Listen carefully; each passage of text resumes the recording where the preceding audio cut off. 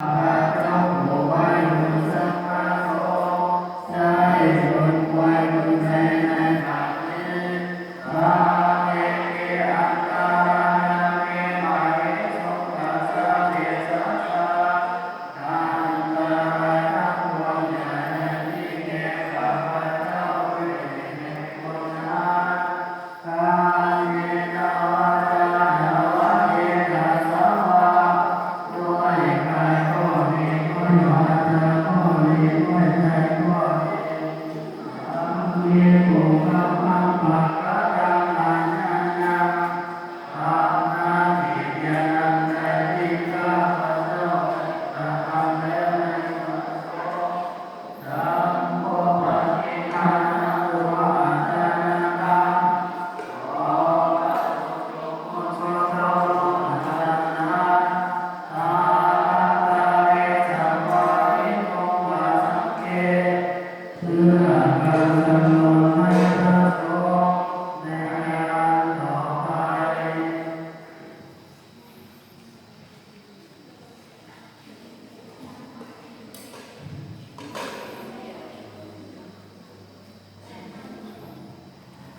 นะโม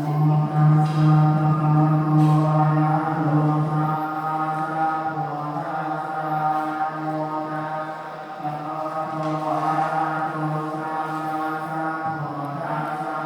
นะโมตัสสะ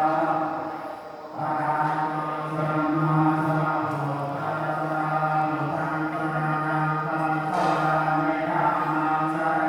ณังคัจฉามิสังฆังสรณังคัจฉามิทุติยัมปิพุทธัสสะ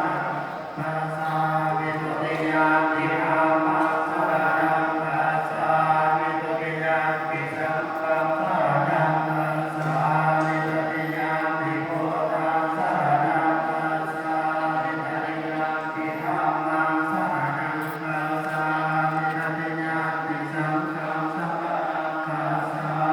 มิ อิติปิโสภะคะวะอะระหังสัมมาสัมพุทโธวิชาจารณสัมปันโนสุขโตโลกวิทูอนุตตโรปุริสธรรมสารถิสัพพะเทวมนุสสานังพุทโธภะคะวะเตสวากขาโตภะคะวะตาธัมโม